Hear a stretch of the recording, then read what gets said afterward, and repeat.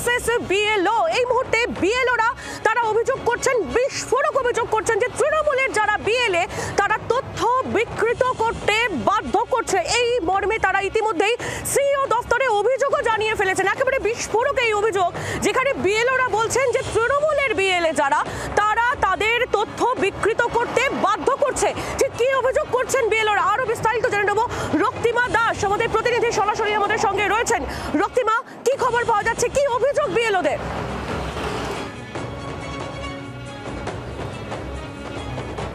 দেখো, আজ ভোটকর্মী এবং বিএলও মঞ্চের তরফে তারা যে আধিকারিকরা রয়েছেন, বিএলও যারা আধিকারিকরা রয়েছেন, তারা আজকে আসেন সিইও দপ্তরে এবং দেখো সেখানে এসে তারা কিন্তু যে বিস্ফোরক অভিযোগ একেবারে করেছেন সেটা কিন্তু শাসক দলের বিএলএ যারা রয়েছেন তাদের বিরুদ্ধে।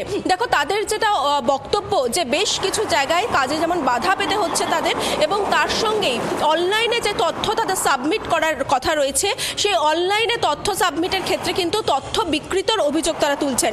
অর্থাৎ শাসক দলের যে বিএলএরা রয়েছেন তারা বাধ্য করছেন বিএলওদের যে ভুল তথ্য দিতে, এবং দেখো সেই জন্যই তারা আজকে আসেন সিইও দপ্তরে। সেখানে সিইওর সঙ্গে তারা বৈঠক করে। আরো বিস্তারিত আমরা জানবো, তুমি আমাদের সঙ্গে থাকো।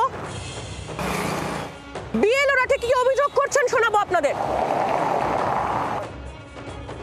বিএলএদের চাপে অনেক জায়গায় বিএলওরা মানে ফোর্সড হয়েছেন মিস ইনফরমেশন আপলোড করতে, ভুল ইনফরমেশন আপলোড করতে।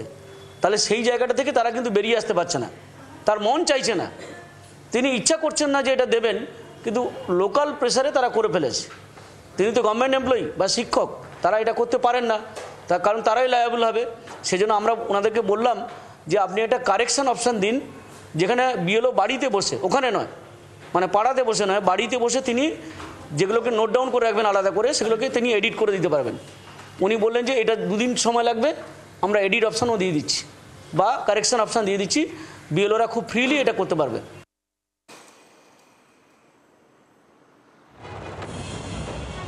বিএলওরা তারা কি অভিযোগ করছেন আপনাদের সামনে তুলে ধরলাম। কথা বলবো তৃণমূল কংগ্রেস নেতা জয়প্রকাশ মজুমদার এই মুহূর্তে রয়েছেন আমাদের সঙ্গে টেলিফোন লাইনে। জয়প্রকাশ বাবু, কি বলবেন?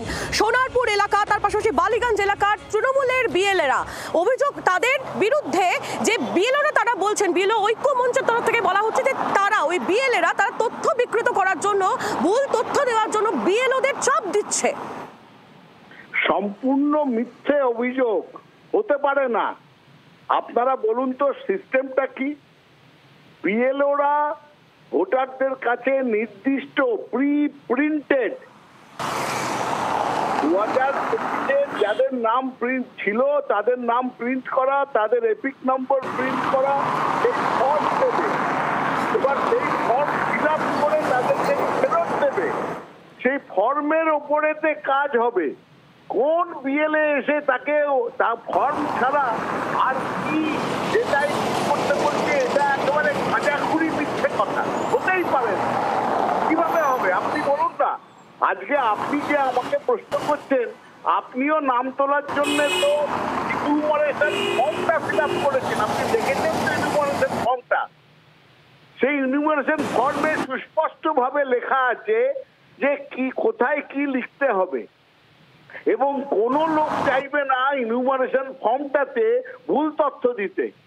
আর কোন পার্টির লোক এসে বিএলও কে বললো তুমি আপলোড করো ভুল তথ্য, ইনুমারেশন ফর্মে যাই লেখা থাকুক না কেন, এটা কি মামার বাড়ির আবদার? ইনুমারেশন ফর্মটা দেখে তারপর হবে, তাকে সেই ফর্মটা আপলোড করতে হবে বা নিয়ে গিয়ে জমা দিতে হবে। একেবারে জয়প্রকাশ বাবু, বোঝাই যাচ্ছে আপনার বক্তব্য। অনেক ধন্যবাদ আপনাকে আমাদের সঙ্গে কথা বলার জন্য। তৃণমূল কংগ্রেস নেতা জয়প্রকাশ মজুমদার আমাদের সঙ্গে ছিলেন। আর এই মুহূর্তে একটু বিজেপির প্রতিক্রিয়াও নিয়ে নেব। বিজেপি নেতা দেবজিৎ সরকার এই মুহূর্তে রয়েছেন আমাদের সঙ্গে টেলিফোন লাইনে। দেবজিৎ বাবু, কি বলবেন? সোনারপুর এবং তার পাশাপাশি বালিগঞ্জ এই এলাকার বিএলএদের, তৃণমূলের বিএলএদের বিরুদ্ধে অভিযোগ যে তারা তথ্য বিকৃত করার জন্য বিএলওদের উপর চাপ দিচ্ছে, যদিও তৃণমূল কংগ্রেস বলছে সম্পূর্ণ মিথ্যা এই অভিযোগ।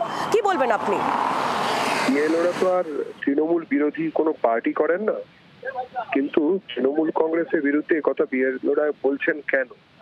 তার কারণ বহু জায়গায় এরকম হচ্ছে, বহু জায়গায় এতটাই সীমা ছাড়িয়েছে এবং যারাই অত্যাচার করছে তৃণমূলের তরফ থেকে তারা সরাসরি বুক চিতিয়ে ফোনেতে এইসব হুমকি দিচ্ছেন। অসমর্থিত কিছু রেকর্ডিং আমরাও শুনেছি। পরীক্ষা হয়নি এবং সেটা বোঝাও যাচ্ছে না অনেক ক্ষেত্রে যে কে করেছেন আমরা এরকম প্রমাণ দিতে চাইছি না, কিন্তু এগুলো হচ্ছে। তো এগুলো না হলে কারুর খেয়ে দেয়ে কাজ নেই, বিএলওরা সরকারি কর্মচারী, তারা এসব করতে যাবেন কেন? প্রথম কথা হচ্ছে এনাদের খুঁজে খুঁজে বার করা দরকার এবং দরকার, তার হলে তো এসআইআর কাজটাই হতে পারবে না। বাংলার আওয়াজ, বাঙালির আবেগ, জি 24 ঘন্টা।